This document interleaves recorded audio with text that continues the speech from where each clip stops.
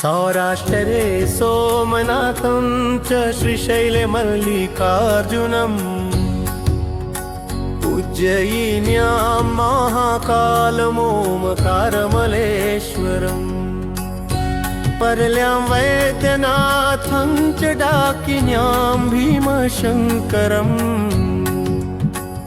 सेतुबन्धे तु रामेशं नागेशं दारुकावने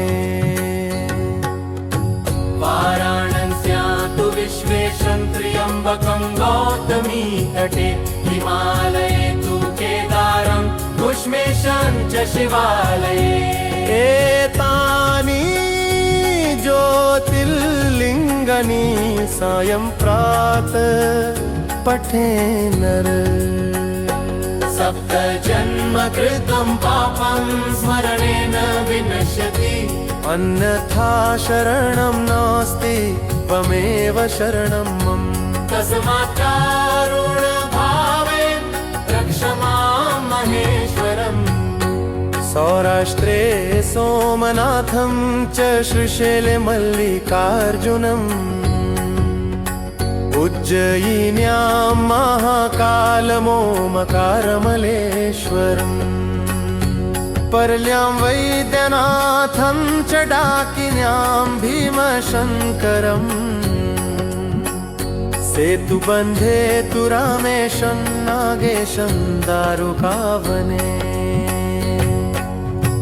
वाराणस्यां तु विश्वेशं त्र्यम्बकं गौतमी तटे हिमालये तु केदारं घुष्मेशं च शिवालये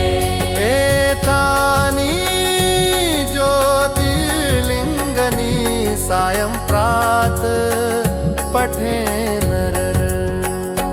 सप्त जन्म कृतं पापं स्मरण विनश्यति अन्यथा शरणं नास्ति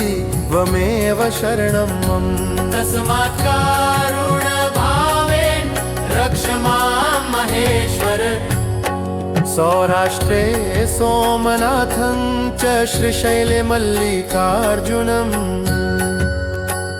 उज्जयिन्यां महाकालमोमकारमलेश्वरम् परल्यां वैद्यनाथं च डाकिन्यां भीमशङ्करम् सेतुबन्धे तु रामेशं नागेशं दारुकावने वाराणस्यां तु विश्वेशं त्र्यम्बकं गौतमी तटे हिमालये तु केदारं घुष्मेशं च शिवालये एतानि ज्योतिर्लिङ्गानि सायं प्रातः पठे नर सप्त जन्म कृतं पापं स्मरणेन विनश्यति अन्यथा शरणं नास्ति त्वमेव शरणं मम तस्मात् कारुण्यभावेन रक्ष मां महेश्वरम् सौराष्ट्रे सोमनाथं च श्रीशैले मल्लिकार्जुनम् उज्जयिन्यां महाकालमोमकारमलेश्वरम् परल्यां वैद्यनाथं च डाकिन्यां भीमशङ्करम् सेतुबन्धे तु रामेशं नागेशं दारुकावने वाराणस्यां तु विश्वेशं त्र्यम्बकं गौतमी तटे हिमालये तु केदारं घुष्मेशं च शिवालये एतानि ज्योतिर्लिङ्गानि सायं प्रातः पठे नर सप्त जन्म कृतं पापं स्मरणेन विनश्यति अन्यथा शरणं नास्ति त्वमेव शरणं मम तस्मात् कारुण्यभावेन रक्ष मां महेश्वर सौराष्ट्रे सोमनाथं च श्रीशैले मल्लिकार्जुनम् उज्जयिन्यां महाकालमोमकारमलेश्वरम् परल्यां वैद्यनाथं च डाकिन्यां भीमशङ्करम् सेतुबन्धे तु रामेशं नागेशं दारुकावने वाराणस्यां तु विश्वेशं त्र्यम्बकं गौतमी तटे हिमालये तु केदारं कुष्मेशं च शिवालये एतानि ज्योतिर्लिङ्गानि सायं प्रातः पठे नर सप्त जन्म कृतं पापं स्मरणेन विनश्यति अन्यथा शरणं नास्ति त्वमेव शरणं मम तस्मात् कारुण्यभावेन रक्ष मां महेश्वरम् सौराष्ट्रे सोमनाथं च श्रीशैले मल्लिकार्जुनम् उज्जयिन्यां महाकालमोमकारमलेश्वरम् परल्यां वैद्यनाथं च डाकिन्यां भीमशङ्करम् सेतुबन्धे तु रामेशं नागेशं दारुकावने वाराणस्यां तु विश्वेशं त्र्यम्बकं गौतमी तटे हिमालये तु केदारं कुष्मेशं च शिवालये एतानि ज्योतिर्लिङ्गानि सायं प्रातः पठे नरन् सप्त जन्म कृतं पापं स्मरण विनश्यति अन्यथा शरणं नास्ति त्वमेव शरणं मम तस्मात् कारुण्यभावेन रक्ष मां महेश्वर सौराष्ट्रे सोमनाथं च श्रीशैले मल्लिकार्जुनम् उज्जयिन्यां महाकालमोमकारमलेश्वरम् परल्यां वैद्यनाथं च डाकिन्यां भीमशङ्करम् सेतुबन्धे तु रामेशं नागेशं दारुकावने वाराणस्यां तु विश्वेशं त्र्यम्बकं गौतमी तटे हिमालये तु केदारं कुष्मेशं च शिवालये एतानि ज्योतिर्लिङ्गानि सायं सौराष्ट्रे सोमनाथं च श्रीशैले मल्लिकार्जुनम् उज्जयिन्यां महाकालमोमकारमलेश्वरम् परल्यां वैद्यनाथं च डाकिन्यां भीमशङ्करम् सेतुबन्धे तु रामेशं नागेशं दारुकावने वाराणस्यां तु विश्वेशं त्र्यम्बकं गौतमी तटे हिमालये तु केदारं कुष्मेशं च शिवालये एतानि ज्योतिर्लिङ्गानि सायं प्रातः पठे नर सप्त जन्म कृतं पापं स्मरणेन विनश्यति अन्यथा शरणं नास्ति त्वमेव शरणं मम तस्मात् कारुण्यभावेन रक्ष मां महेश्वरम् सौराष्ट्रे सोमनाथं च श्रीशैले मल्लिकार्जुनम् उज्जयिन्यां महाकालमोमकारमलेश्वरम् परल्यां वैद्यनाथं च डाकिन्यां भीमशङ्करम् सेतुबन्धे तु रामेशं नागेशं दारुकावने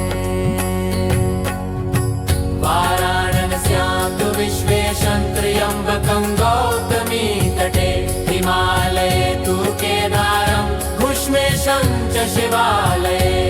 एतानि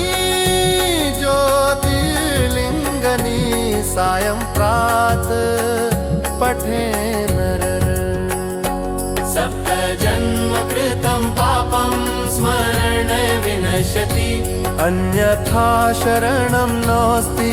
त्वमेव शरणं मम तस्मात् कारुण्यभावेन रक्ष मां महेश्वर सौराष्ट्रे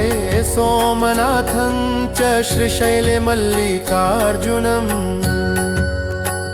उज्जयिन्यां महाकालमोमकारमलेश्वरम्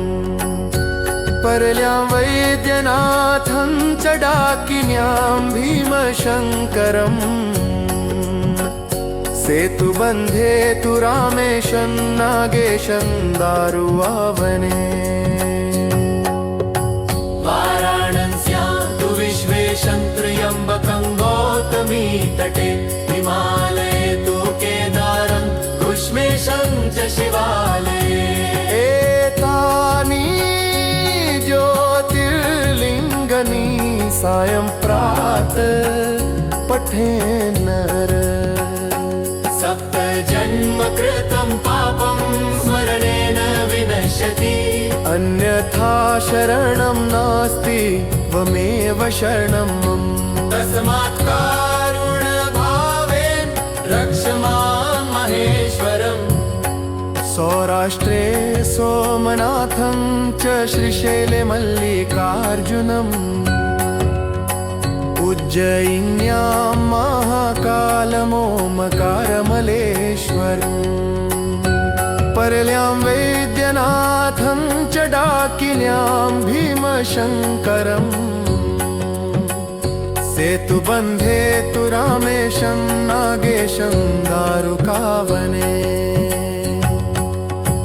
वाराणस्यां तु विश्वेशं त्र्यम्बकं गौतमी तटे हिमालये तु केदारं कुष्मेशं च शिवालये एतानि ज्योतिर्लिङ्गानि सायं प्रातः पठे नर सप्तजन्म कृतं पापं स्मरणेन विनश्यति अन्यथा शरणं नास्ति त्वमेव शरणं मम तस्मात् कारुण्यभावेन रक्ष मां महेश्वर सौराष्ट्रे सोमनाथं च श्रीशैले मल्लिकार्जुनम् उज्जयिन्यां महाकालमोमकारमलेश्वरम् परल्यां वैद्यनाथं च डाकिन्यां भीमशङ्करम् सेतुबन्धे तु रामेशं नागेशं दारुकावने वाराणस्यां तु विश्वेशं त्र्यम्बकं गौतमी तटे हिमालये तु केदारं कुष्मेशं च शिवालये एतानि ज्योतिर्लिङ्गानि सायं प्रातः पठे नर सप्तजन्म कृतं पापं स्मरणेन विनश्यति अन्यथा शरणं नास्ति त्वमेव शरणं मम तस्मात् कारुण्यभावेन रक्ष मां महेश्वरम् सौराष्ट्रे सोमनाथं च श्रीशैले मल्लिकार्जुनम् उज्जयिन्यां महाकालमोमकारमलेश्वरम् परल्यां वैद्यनाथं च डाकिन्यां भीमशङ्करम् सेतुबन्धे तु रामेशं नागेशं दारुकावने वाराणस्यां तु विश्वेशं त्र्यम्बकं गौतमी तटे हिमालये तु केदारं कुष्मेशं च शिवालये एतानि ज्योतिर्लिङ्गानि सायं प्रातः पठे नरन् सप्तजन्म कृतं पापं स्मरण विनश्यति अन्यथा शरणं नास्ति त्वमेव शरणं मम तस्मात् कारुण्यभावेन रक्ष मां महेश्वर सोमनाथं च श्रीशैले मल्लिकार्जुनम् उज्जयिन्यां महाकालमोमकारमलेश्वरम् परल्यां वैद्यनाथं च डाकिन्यां भीमशङ्करम् सेतुबन्धे तु रामेशं नागेशं दारुकावने वाराणस्या तु विश्वेशं त्र्यम्बकं गौतमी तटे हिमालये तु केदारं घुष्मेशं च शिवालये एतानि ज्योतिर्लिङ्गनि सायं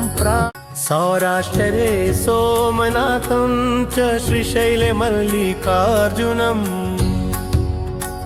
उज्जयिन्यां महाकालमोमकारमलेश्वरम् परल्यां वैद्यनाथं च डाकिन्यां भीमशङ्करम् सेतुबन्धे तु रामेशं नागेशं दारुकावने वाराणस्या तु विश्वेशं त्र्यम्बकं गौतमी तटे हिमालये तु केदारं घुष्मेशं च शिवालये एतानि ज्योतिर्लिङ्गनि सायं प्रातः पठे नर सप्त जन्म कृतं पापं स्मरणेन विनश्यति अन्यथा शरणं नास्ति त्वमेव शरणं मम तस्मात् कारुण्यभावेन रक्ष मां महेश्वरम् सौराष्ट्रे सोमनाथं च श्रीशैले मल्लिकार्जुनम् उज्जयिन्यां महाकालमोमकारमलेश्वरम् परल्यां वैद्यनाथं च डाकिन्यां भीमशङ्करम् सेतुबन्धे तु रामेशं नागेशं दारुकावने वाराणस्यां तु विश्वेशं त्र्यम्बकं गौतमी तटे हिमालये तु केदारं घुष्मेशं च शिवालये एतानि ज्योतिर्लिङ्गनि सायं प्रातः पठे नर सप्त जन्म कृतं पापं स्मरण विनश्यति अन्यथा शरणं नास्ति त्वमेव शरणं मम तस्मात् कारुण्यभावेन रक्ष मां महेश्वर सौराष्ट्रे सोमनाथं च श्रीशैले मल्लिकार्जुनम् उज्जयिन्यां महाकालमोमकारमलेश्वरम् परल्यां वैद्यनाथं च डाकिन्यां भीमशङ्करम् सेतुबन्धे तु रामेशं नागेशं दारुकावने वाराणस्यां तु विश्वेशं त्र्यम्बकं गौतमी तटे हिमालये तु केदारं घुष्मेशं च शिवालये एतानि ज्योतिर्लिङ्गनि सायं प्रातः पठे नर सप्त जन्म कृतं पापं स्मरणेन विनश्यति अन्यथा शरणं नास्ति त्वमेव शरणं मम तस्मात् कारुण्यभावेन रक्ष मां महेश्वरम्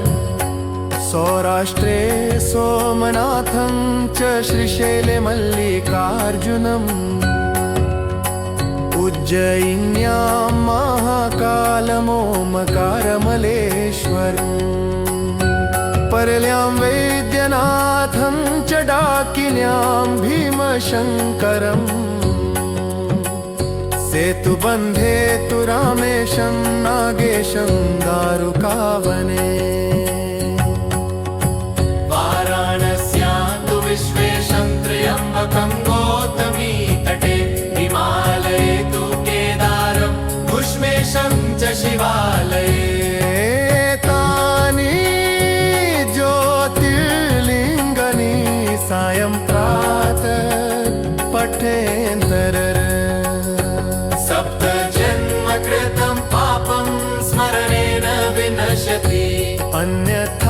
शरणं नास्ति त्वमेव शरणं मम तस्मात् कारुण्यभावेन रक्ष मां महेश्वर सौराष्ट्रे सोमनाथं च श्रीशैले मल्लिकार्जुनम् उज्जयिन्यां महाकालमोमकारमलेश्वरम् परल्यां वैद्यनाथं च डाकिन्यां भीमशङ्करम् सेतुबन्धे तु रामेशं नागेशं दारुकावने वाराणस्यां तु विश्वेशं त्र्यम्बकं गौतमी तटे हिमालये तु केदारं घुष्मेशं च शिवालये एतानि ज्योतिर्लिङ्गानि सायं प्रातः पठे नर सप्त जन्म कृतं पापं स्मरणेन विनश्यति अन्यथा शरणं नास्ति त्वमेव शरणं मम तस्मात् कारुण्यभावेन रक्ष मां महेश्वरम् सौराष्ट्रे सोमनाथं च श्रीशैले मल्लिकार्जुनम् उज्जयिन्यां महाकालमोमकारमलेश्वरम् परल्यां वैद्यनाथं च डाकिन्यां भीमशङ्करम् सेतुबन्धे तु रामेशं नागेशं दारुकावने वाराणस्यां तु विश्वेशं त्र्यम्बकं गौतमी तटे हिमालये तु केदारं घुष्मेशं च शिवालये एतानि ज्योतिर्लिङ्गानि सायं प्रातः पठे नरन् सप्त जन्म कृतं पापं स्मरण विनश्यति अन्यथा शरणं नास्ति त्वमेव शरणं मम तस्मात् कारुण्यभावेन रक्ष मां महेश्वर सौराष्ट्रे सोमनाथं च श्रीशैले मल्लिकार्जुनम् उज्जयिन्यां महाकालमोमकारमलेश्वरम् परल्यां वैद्यनाथं च डाकिन्यां भीमशङ्करम् सेतुबन्धे तु रामेशं नागेशं दारुकावने वाराणस्यां तु विश्वेशं त्र्यम्बकं गौतमी तटे हिमालये तु केदारं घुष्मेशं च शिवालये एतानि ज्योतिर्लिङ्गानि सायं सौराष्ट्रे सोमनाथं च श्रीशैले मल्लिकार्जुनम् उज्जयिन्यां महाकालमोमकारमलेश्वरम् परल्यां वैद्यनाथं च डाकिन्यां भीमशङ्करम् सेतुबन्धे तु रामेशं नागेशं दारुकावने वाराणस्यां तु विश्वेशं त्र्यम्बकं गौतमी तटे हिमालये तु केदारं घुष्मेशं च शिवालये एतानि ज्योतिर्लिङ्गानि सायं प्रातः पठे नर सप्त जन्म कृतं पापं स्मरणेन विनश्यति अन्यथा शरणं नास्ति त्वमेव शरणं मम तस्मात् कारुण्यभावेन रक्ष मां महेश्वरम् सौराष्ट्रे सोमनाथं च श्रीशैले मल्लिकार्जुनम् उज्जयिन्यां महाकालमोमकारमलेश्वरम् परल्यां वैद्यनाथं च डाकिन्यां भीमशङ्करम् सेतुबन्धे तु रामेशं नागेशं दारुकावने वाराणस्यां तु विश्वेशं त्र्यम्बकं गौतमी तटे हिमालये तु केदारं घुष्मेशं च शिवालये एतानि ज्योतिर्लिङ्गनि सायं प्रातः पठे नरः सप्त जन्म कृतं पापं स्मरण विनश्यति अन्यथा शरणं नास्ति त्वमेव शरणं मम तस्मात् कारुणभावेन रक्ष मां महेश्वर सौराष्ट्रे सोमनाथं च श्रीशैले मल्लिकार्जुनम् उज्जयिन्यां महाकालमोमकारमलेश्वरम् परल्यां वैद्यनाथं च डाकिन्यां भीमशङ्करम् सेतुबन्धे तु रामेशं नागेशं दारुवावने वाराणस्यां तु विश्वेशं त्र्यम्बकं गौतमी तटे हिमालये तु केदारं घुष्मेशं च शिवालये एतानि ज्योतिर्लिङ्गनि सायं प्रातः पठे नरः सप्त जन्म कृतं पापं स्मरणेन विनश्यति अन्यथा शरणं नास्ति त्वमेव शरणं मम तस्मात् कारुणभावेन रक्ष मां महेश्वरम् सौराष्ट्रे सोमनाथं च श्रीशैले मल्लिकार्जुनम् उज्जयिन्यां महाकालमोमकारमलेश्वरम् परल्यां वैद्यनाथं च डाकिन्यां भीमशङ्करम् सेतुबन्धे तु रामेशं नागेशं दारुकावने वाराणस्यां तु विश्वेशं त्र्यम्बकं गौतमी तटे हिमालये तु केदारं घुष्मेशं च शिवालये एतानि ज्योतिर्लिङ्गनि सायं प्रातः पठे नरः सप्त जन्म कृतं पापं स्मरणेन विनश्यति अन्यथा शरणं नास्ति त्वमेव शरणं मम तस्मात् कारुणभावेन रक्ष मां महेश्वर सौराष्ट्रे सोमनाथं च श्रीशैले मल्लिकार्जुनम् उज्जयिन्यां महाकालमोमकारमलेश्वरम् परल्यां वैद्यनाथं च डाकिन्यां भीमशङ्करम् सेतुबन्धे तु रामेशं नागेशं दारुकावने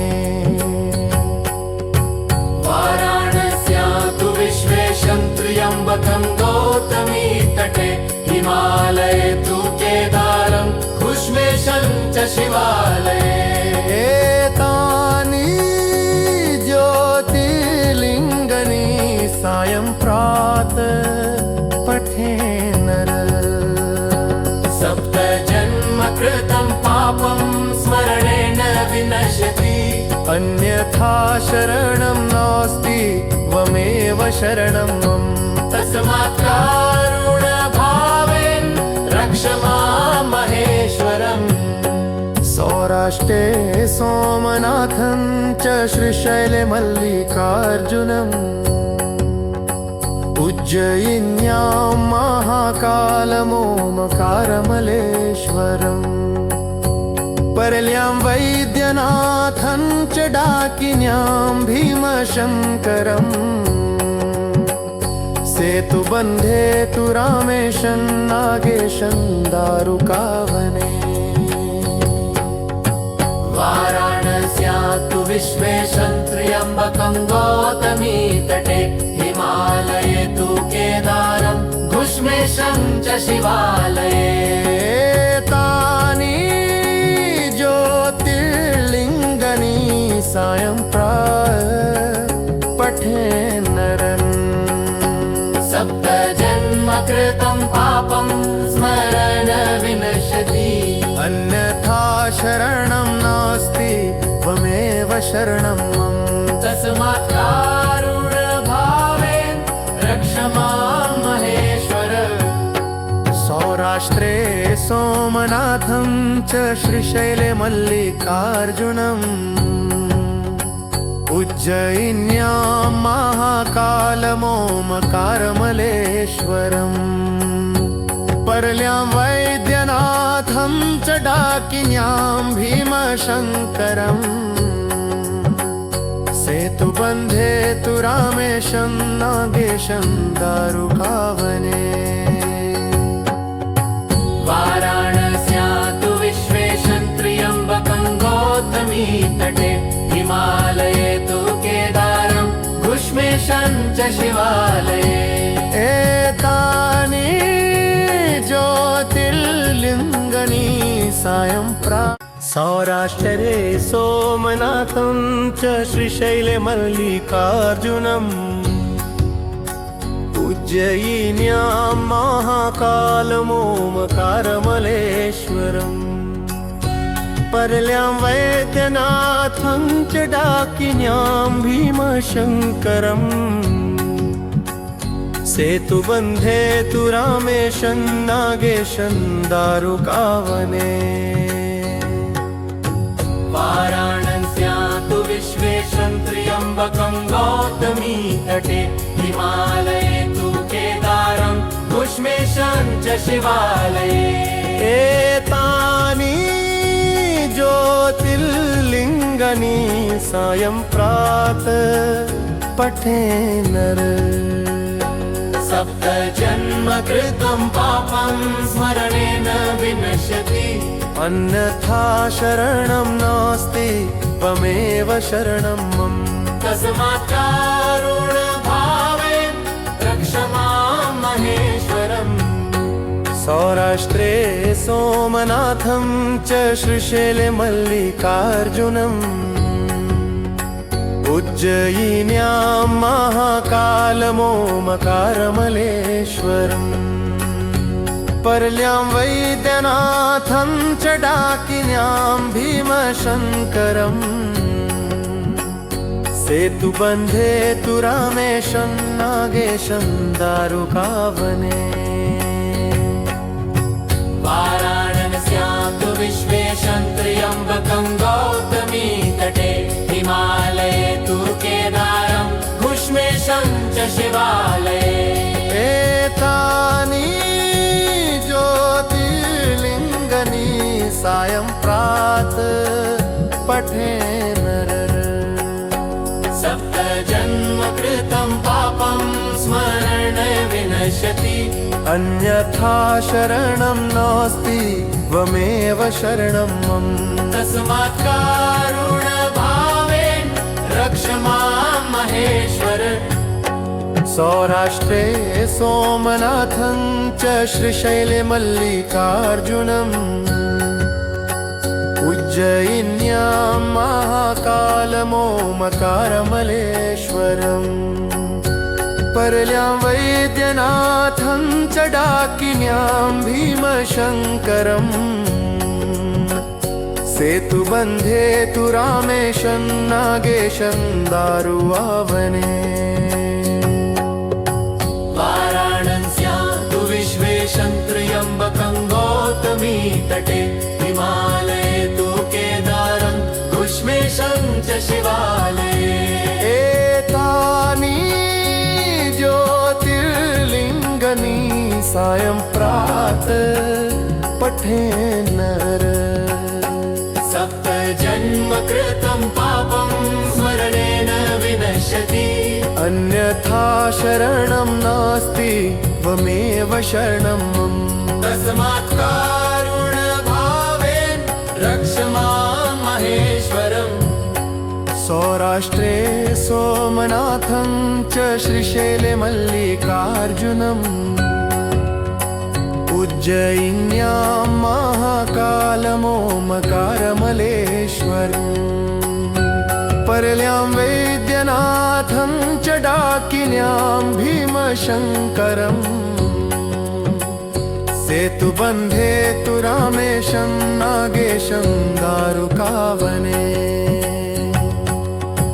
वाराणस्यां तु विश्वेशं त्र्यम्बकं गौतमी तटे हिमालये तु केदारं भुष्मेशं च शिवालये तानि ज्योतिर्लिङ्गनि सायं प्रातः पठेन्तरर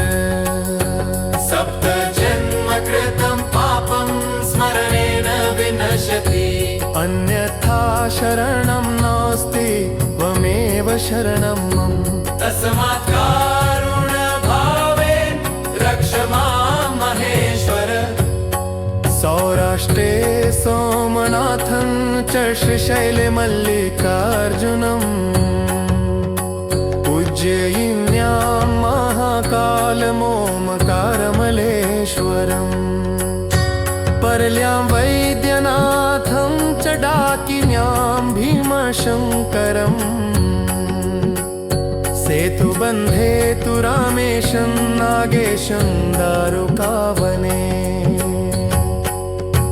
वाराणस्यां तु विश्वेशं त्र्यम्बकं गौतमी तटे हिमालये तु केदारं भुष्मेशं च शिवालये एतानि ज्योतिर्लिङ्गनि सायं प्रातः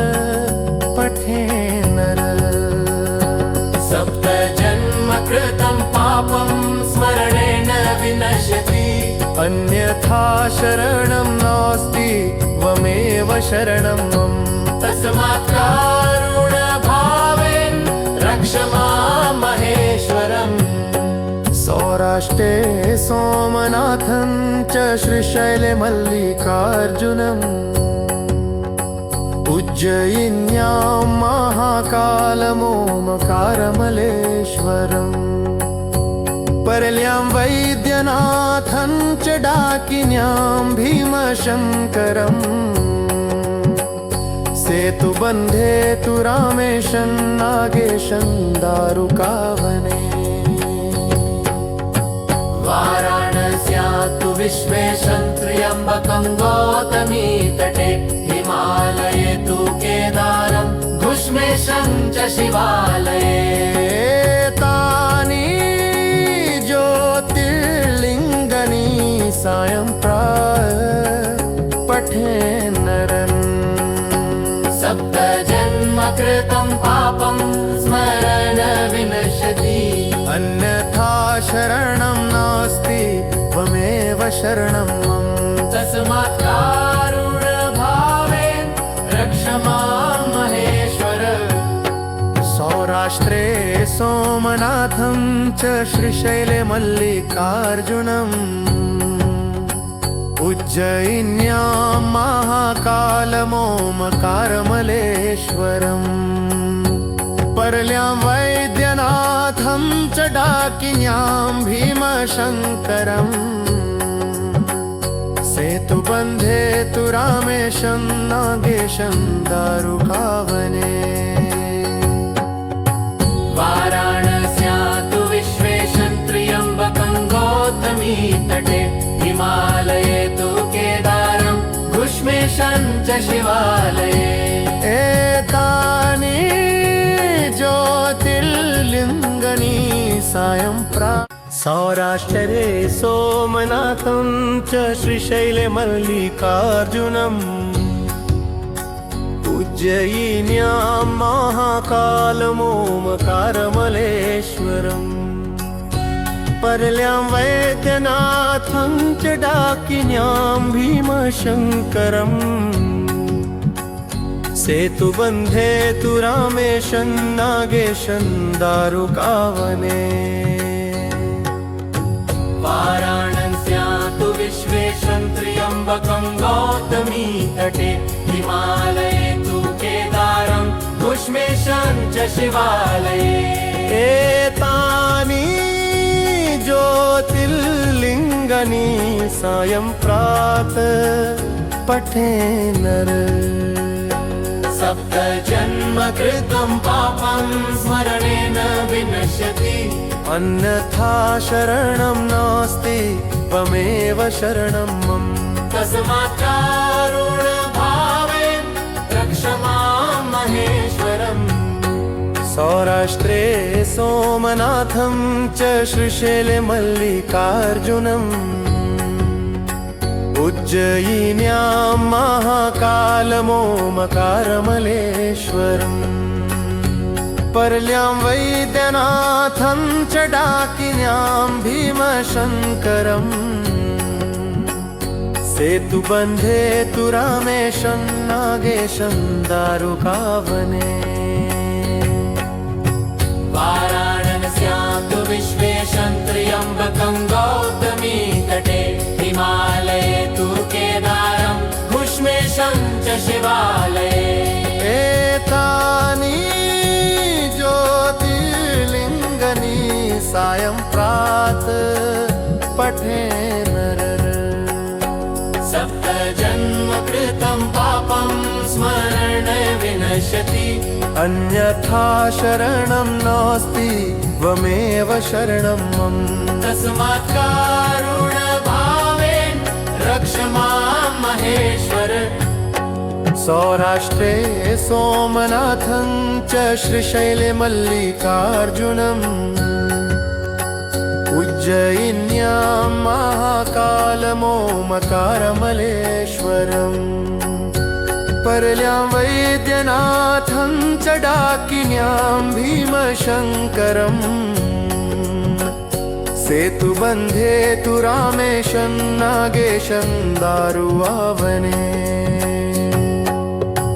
वाराणस्यां तु विश्वेशं त्र्यम्बकं गौतमी तटे। हिमालये तु केदारं घुष्मेशं च शिवालये। एतानि ज्योतिर्लिङ्गनि सायं प्रातः पठे नर। सप्त जन्म कृतं पापं स्मरणेन विनश्यति। अन्यथा शरणं नास्ति त्वमेव शरणं मम। तस्मात् कारुण्यभावेन रक्ष मां महेश्वरम्। सौराष्ट्रे सोमनाथं च श्रीशैले मल्लिकार्जुनम्। उज्जयिन्यां महाकालमोमकारमलेश्वरम्। पर्ल्यां वैद्यनाथं च डाकिन्यां भीमशङ्करम्। सेतुबन्धे तु रामेशं नागेशं दारुकावने। वाराणस्यां तु विश्वेशं त्र्यम्बकं गौतमी तटे। हिमालये तु केदारं घुष्मेशं च शिवालये। एतानि ज्योतिर्लिङ्गनि सायं प्रातः पठे नर। सप्त जन्म कृतं पापं स्मरणेन विनश्यति। अन्यथा शरणं नास्ति त्वमेव शरणं मम। तस्मात् कारुण्यभावेन रक्ष मां महेश्वर। सौराष्ट्रे सोमनाथं च श्रीशैले मल्लिकार्जुनम्। उज्जयिन्यां महाकालमोमकारमलेश्वरम्। पर्ल्यां वैद्यनाथं च डाकिन्यां भीमशङ्करम्। सेतुबन्धे तु रामेशं नागेशं दारुकावने। वाराणस्यां तु विश्वेशं त्र्यम्बकं गौतमी तटे। हिमालये तु केदारं घुष्मेशं च शिवालये। एतानि ज्योतिर्लिङ्गनि सायं प्रातः पठे नर। सप्त जन्म कृतं पापं स्मरणेन विनश्यति अन्यथा शरणं नास्ति त्वमेव शरणं मम तस्मात् कारुण्यभावेन रक्ष मां महेश्वरम् सौराष्ट्रे सोमनाथं च श्रीशैले मल्लिकार्जुनम् उज्जयिन्यां महाकालमोमकारमलेश्वरम् परल्यां वैद्यनाथं च डाकिन्यां भीमशङ्करम् सेतुबन्धे तु रामेशं नागेशं दारुकावने वाराणस्यां तु विश्वेशं त्र्यम्बकं गौतमी तटे हिमालये तु केदारं घुष्मेशं च शिवालये तानि ज्योतिर्लिङ्गानि सायं पठे नरन् सप्त जन्म कृतं पापं स्मरन् विनश्यति अन्यथा शरणं नास्ति त्वमेव शरणं मम तस्मात् कारुण्यभावेन रक्ष मां महेश्वर सौराष्ट्रे सोमनाथं च श्रीशैले मल्लिकार्जुनम् उज्जयिन्यां महाकालमोमकारमलेश्वरम् परल्यां वैद्यनाथं च डाकिन्यां भीमशङ्करम् सेतुबन्धे तु रामेशं नागेशं दारुकावने वाराणस्यां तु विश्वेशं त्र्यम्बकं गौतमी तटे हिमालये तु केदारं घुष्मेशं च शिवालये एतानि ज्योतिर्लिङ्गानि सायं सौराष्ट्रे सोमनाथं च श्रीशैले मल्लिकार्जुनम् उज्जयिन्यां महाकालमोमकारमलेश्वरम् परल्यां वैद्यनाथं च डाकिन्यां भीमशङ्करम् सेतुबन्धे तु रामेशं नागेशं दारुकावने वाराणस्यां तु विश्वेशं त्र्यम्बकं गौतमी तटे हिमालये तु केदारं घुष्मेशं च शिवालये एतानि ज्योतिर्लिङ्गानि सायं प्रातः पठे नर सप्त जन्म कृतं पापं स्मरणेन विनश्यति अन्यथा शरणं नास्ति त्वमेव शरणं मम तस्मात् कारुण्यभावेन रक्ष मां महेश्वरम् सौराष्ट्रे सोमनाथं च श्रीशैले मल्लिकार्जुनम् उज्जयिन्यां महाकालमोमकारमलेश्वरम् परल्यां वैद्यनाथं च डाकिन्यां भीमशङ्करम्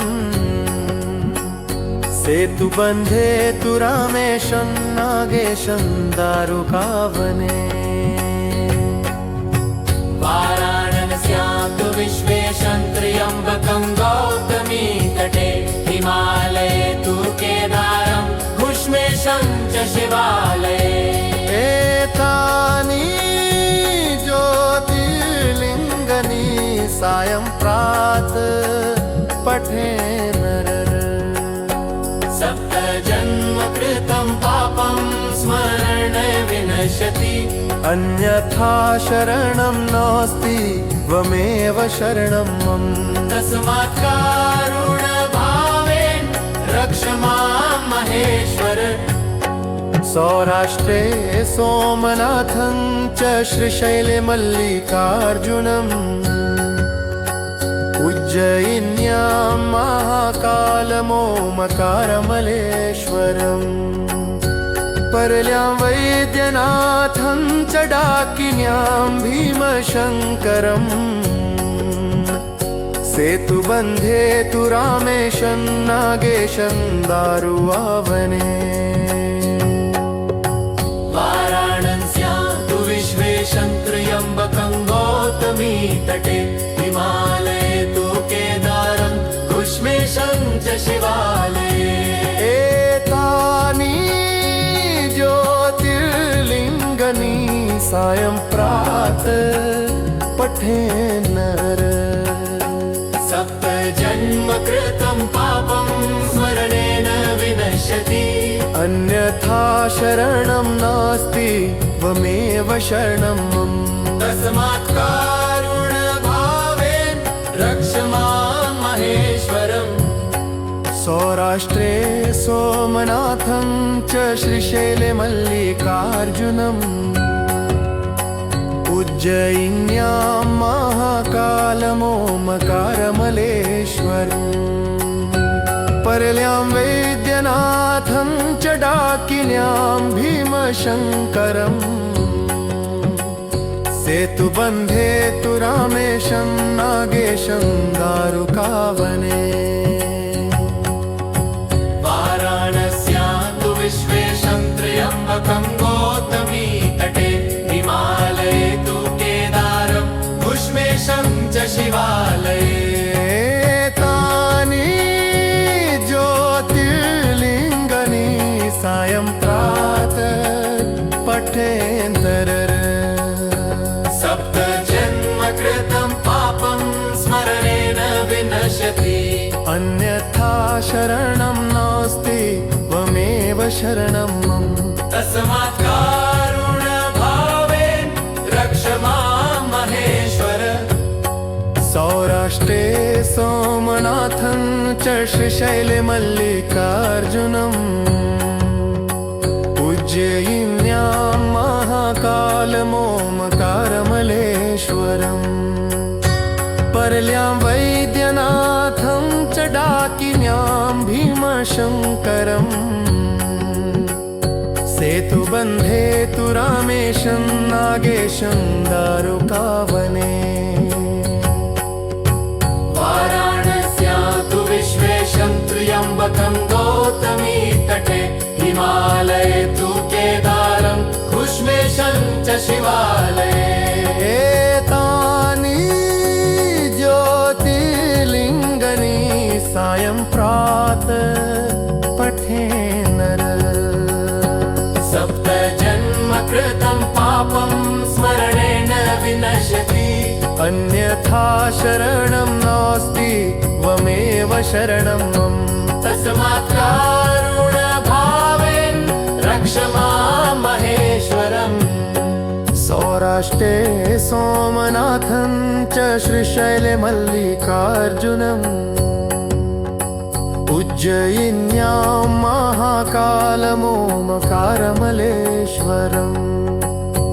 परल्यां वैद्यनाथं च डाकिन्यां भीमशङ्करम् सेतुबन्धे तु रामेशं नागेशं दारुकावने वाराणस्यां तु विश्वेशं त्र्यम्बकं गौतमी तटे हिमालये तु केदारं कुष्मेशं च शिवालये तानि ज्योतिर्लिङ्गानि सायं प्रातः पठे नरन् सप्त जन्म कृतं पापं स्मरण विनश्यति अन्यथा शरणं नास्ति त्वमेव शरणं मम तस्मात् कारुण्यभावेन रक्ष मां महेश्वर सौराष्ट्रे सोमनाथं च श्रीशैले मल्लिकार्जुनम्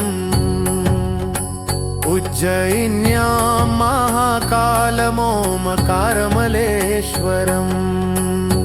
परल्यां वैद्यनाथं च डाकिन्यां भीमशङ्करम् सेतुबन्धे तु रामेशं नागेशं दारुकावने वाराणस्यां तु विश्वेशं त्र्यम्बकं गौतमी तटे हिमालये तु केदारं च शिवालये एतानि ज्योतिर्लिङ्गनि सायं सौराष्ट्रे सोमनाथं च श्रीशैले मल्लिकार्जुनम् उज्जयिन्यां महाकालमोमकारमलेश्वरम् परल्यां वैद्यनाथं च डाकिन्यां भीमशङ्करम्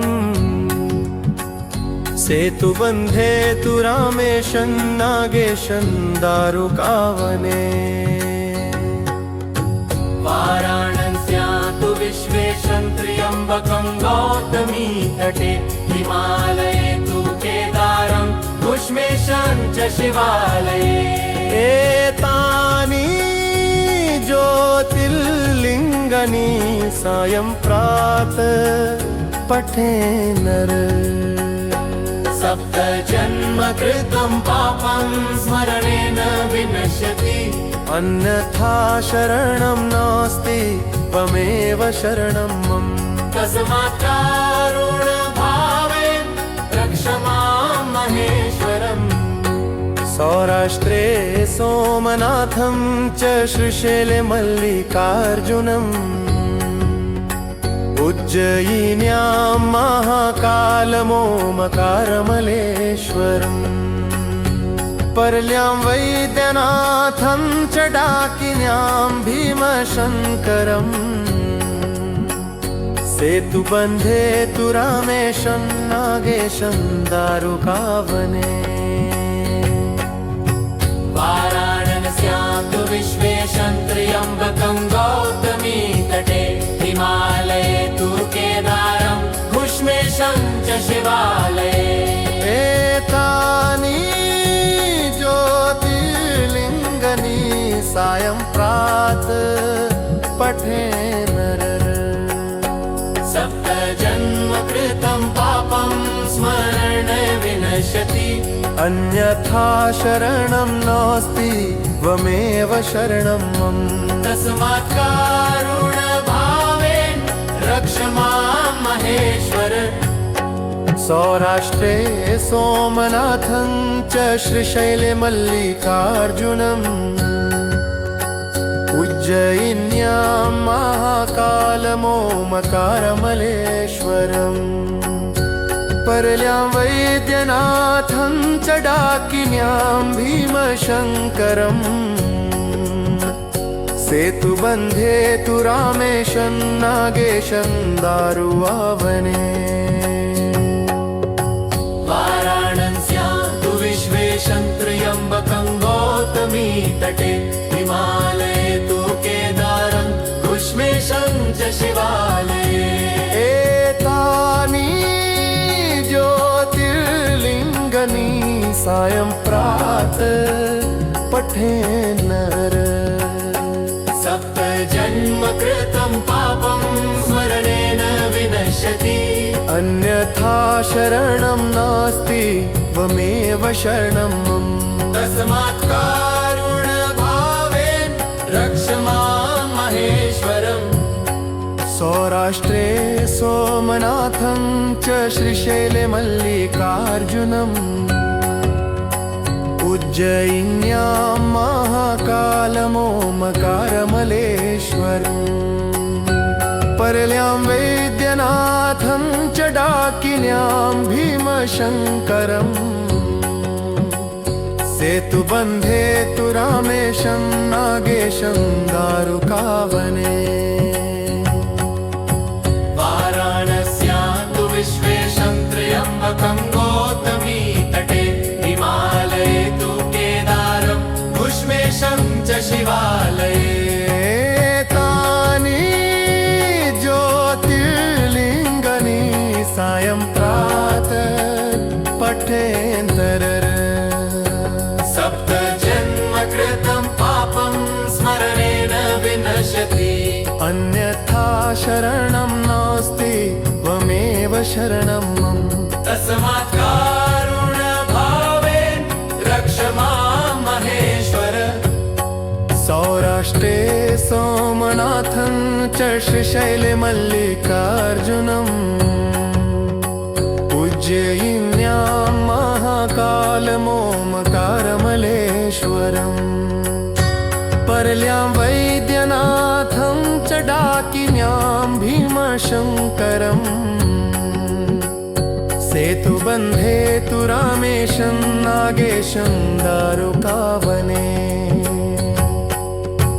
वाराणस्या तु विश्वेशं त्र्यम्बकं गौतमी तटे हिमालये तु केदारं कुष्मेशं च शिवालये एतानि ज्योतिर्लिङ्गनि सायं प्रातः पठे नर सप्त जन्म कृतं पापं स्मरणेन विनश्यति अन्यथा शरणं नास्ति त्वमेव शरणं मम तस्मात् कारुण्यभावेन रक्ष मां महेश्वरम् सौराष्ट्रे सोमनाथं च श्रीशैले मल्लिकार्जुनम् उज्जयिन्यां महाकालमोमकारमलेश्वरम् परल्यां वैद्यनाथं च डाकिन्यां भीमशङ्करम् सेतुबन्धे तु रामेशं नागेशं दारुकावने वाराणस्या तु विश्वेशं त्र्यम्बकं गौतमी तटे हिमालये तु केदारं घुष्मेशं च शिवालये एतानि ज्योतिर्लिङ्गनि सायं पठे नरन् सप्त जन्म कृतं पापं स्मरण विनश्यति अन्यथा शरणं नास्ति त्वमेव शरणं मम तस्मात् कारुण्यभावेन रक्ष मां महेश्वर सौराष्ट्रे सोमनाथं च श्रीशैले मल्लिकार्जुनम् उज्जयिन्यां महाकालमोमकारमलेश्वरम्